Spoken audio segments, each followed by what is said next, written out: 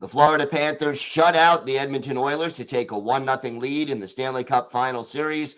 Armando Velez of Locked On Panthers is here to talk about how they did it and what it'll take to win the series. All that and more on today's Locked On NHL podcast.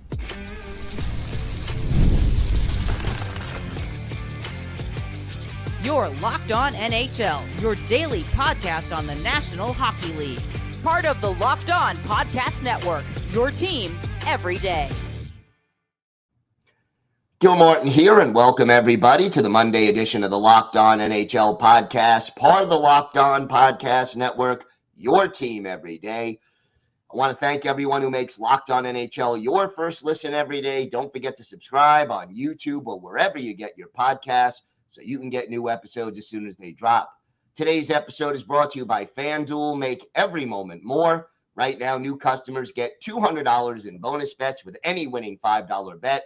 That's $200 in bonus bets with any winning $5 bet. Visit FanDuel.com/LockedOn to get started. It is my pleasure now to welcome back to the show the host of Locked On Florida Panthers, Armando Velez. And Armando, a good start for the Panthers. Sergei Bobrovsky shines as they shut out the Edmonton Oilers in Game 1. Let's start with Bob. What did he do so well to stop this very potent Oilers attack? Positionally sound, Gil, and this was for Sergei Bobrovsky. I mean, going into this one, complete after Game 1 of the Stanley Cup Final, just looking back at all his game logs, he has just as many games where he's faced 30 shots than he has faced shots in the teens. So this was a little bit of a different start that Sergei Bobrovsky had, as throughout the playoff run, Sergei Bobrovsky has not had to carry the Florida Panthers, first of all, just like unlike last year where he was the Conn Smythe favorite going into the Stanley Cup Final against Vegas. Maybe that has changed this time around. Hey, sometimes you save your best for last, and so far it's a good start for Sergei Bobrovsky. He stopped some breakaways, 2-3 of them for the Edmonton Oilers too. And I mean, with the top line was really pinned in their own zone based on that McDavid line, and also when you put up Draisaitl on that top line too. I mean, for also credit to the top pair of Forsling and Ekblad for battling it out in front of the net, not allowing second chances for them too. So that's another thing about the rebound control was great, and even when there were rebounds, the Panthers were there to clear it out and get some quick outs of their own zone. Talk to me about the forecheck, because a lot of the time that McDavid line was backed up in their own zone. What do the Panthers do so well that caused that to happen? I mean, it's really about just building on their size and getting and fitting with that identity. I mean, you think about all the trades that Bill Zito made even when he first got here. I mean, the first move was Patrick Hornquist, a guy who's getting in front of the net and messing with goaltenders, getting to that net front. I mean, and then you think about trading for Sam Bennett, a big identity player for the Panthers forecheck. Thanks to that dump and chase for them, that's their MO, and just getting that in order to get that goal for Evan Rodriguez, which was 2-0 at the time. I mean, really, it's the Panthers just their ability to overwhelm and choosing their spots too, because this was the third game in the whole entire postseason for the Cats that they had been outshot, and this was the first win that they had this postseason too. So a little bit different for them, but for the Panthers, in order to just and for the Oilers, it was really them getting on the forecheck to start this game mostly. I mean, thankfully in the first and second period they got goals early to a little bit ease themselves in more going into the rest of the periods too. So that's another thing about getting goals early in those first two frames. Couple of stats I wanted to run by you. First of all, 11 hits for Sam Bennett in this game. Yeah, Sam Bennett. What can we say about him? Created enemies in the Boston series and ended with a bang in the New York series too. Two of them were empty netters. Two of them were big goals for the Florida Panthers in that Eastern Conference Final. Just a big part of it. And and I also think about the balance in the lineup whenever he's in versus out, because he's had a few injury issues over the last few years. I mean, his style of play. For his style of play. Hey, I mean, we'll take it for the Florida Panthers because it really fits into what they do. But I mean, whenever he is, you see the difference in just the way the Florida Panthers are able to gain the zone, battling pucks in the half walls, and in the corners, and then also how the Florida Panthers play the give and go game too. So that's another thing about Sam Bennett just fitting so well for the Panthers, and they traded him for 2 second-round picks too. So that's a great thing. Yeah, good deal there. And then the player who led the Panthers in block shots in game 1, Alexander Barkov with 4. Yeah, I mean, you're facing up against that McDavid line for them too. So that's another thing about just needing to be physical. And then whenever the puck is on the blue line too, the Panthers' ability to just have active sticks to especially for the first and third period, which is on their end, they're closer to their benches. They're able to get those quick outs and to still roll all their 4 lines too. So that's another thing. When you look at the time on ice for McDavid and Draisaitl, I mean, it's a few minutes more than Alexander Barkov and Sam Reinhart, guys who also play penalty kill minutes too. I know the penalty kill guys aren't there for as long as the power play one for the opposition too, but the fact that the Panthers took more penalties in game 1 of the Stanley Cup final, and the Panthers were still able to get under the 2 superstars too of the Panthers were still able to get their minutes too. That's a very, very big luxury for the Florida Panthers as they got game 1. Hey, and even McDavid even said for maybe that's just puck luck for what happened in game 6 against Dallas. But I mean, for the Panthers, just being able to still be opportunistic, and knowing that this is maybe not the style of win that you would want as they're still as this series is still not over. Far from it. Now, obviously, almost 2-1 in shots on goal in favor of Edmonton. What concerned you most about what you saw in game 1 from a Panthers perspective?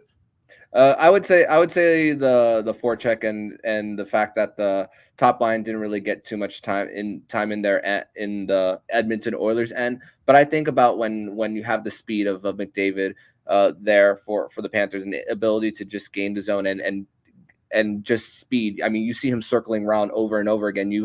For the Panthers, the fact that they know where he is on the ice, that really for the Panthers, they were aware and just taking away those cross ice passes for McDavid too. So, I mean, maybe that's going to be a theme throughout the whole series. It's going to have a lot of Panther fans on pins and needles that way when they see the best player in the world doing that too. But I mean, so far for the Florida Panthers, I mean, two points for Alexander Barkov, none for McDavid. But again, that it's also going to take just the bottom of the lineup too. I mean, the third line for the Panthers, I mean, they outpossessed the Edmonton Oilers too when they were on the ice too. So and you have Vladimir Tarasenko, a guy who has the offensive capability of a top line guy. And playing with the Lundells and the Luosterainen. So those are going to be the guys who are going to be the differences. And also the top PK unit for the Florida Panthers and Kevin Stenlund and Eetu Luosterainen too. So those are going to be the guys who are going to get that matchup, especially with the top power play, which, I mean, but no power play goals in game 1. So, I mean, and that's been what has gotten the Edmonton Oilers the success that they have had all throughout the postseason. I mean, you're looking at 30 straight penalty kills for the Oilers, 35 of their last 37 for the Panthers. So, I mean, so far what we're seeing at 5-on-5, I mean, you got to be pleased but not satisfied. So what are the keys for Florida if they hope to win this series? Because even with the 3-0 winning game 1, it clearly is not going to be easy. It's going to come down to getting to the blue paint for the Panthers on Stuart Skinner. I mean, look at both of their first 2 goals for them. One off the rush on a quick out, which the Florida Panthers were that top pair for them was having a little bit of a hard time getting out of their zone, but thankfully for the Panthers, they were able to just get those 1 goal off the rush and then another one on the dump and chase. But you maybe want to see more of eliminating that speed through the neutral zone, so you could go out in transition and get the forecheck going to create the under duress and those redirections out in the blue paint. Because I mean, if you're testing Stuart Skinner in that blue paint and trying to redirections versus Sergei Bobrovsky, I'm liking the chances of Sergei Bobrovsky going into this one. But I mean, so far so good. When you get a win that maybe some people thought that maybe Edmonton deserved. Talk to me about Connor McDavid, how clutch he's been in these playoffs. 5 overtime winners since he's been a part of the Florida Panthers too. So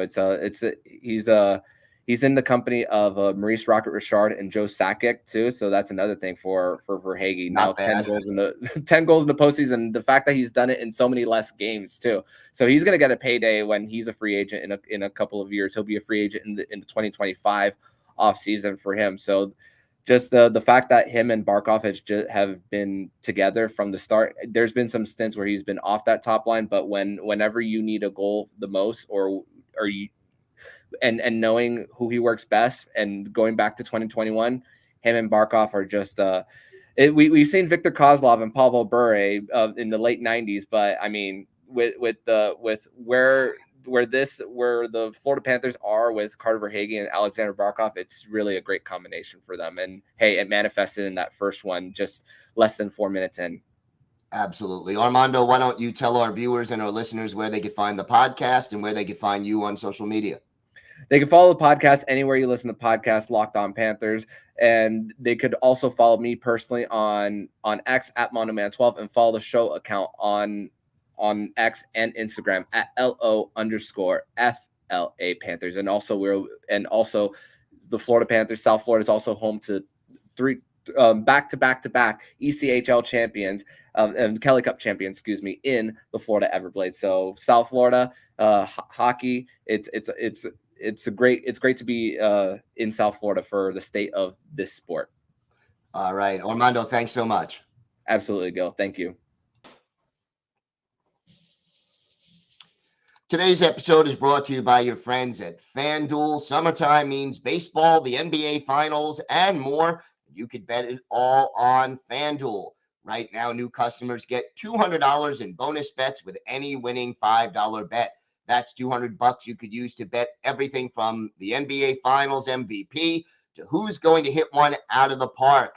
And hockey fans, you could use your knowledge of the NHL on FanDuel. You could bet on who's going to win tonight's Game 2 of the Stanley Cup Final, who's going to win the series, or maybe even who's going to win the Conn Smythe Trophy as the playoff MVP. You can get all the latest odds on that and more at FanDuel. Just visit FanDuel.com/lockedon and add a big win to your summer bucket list.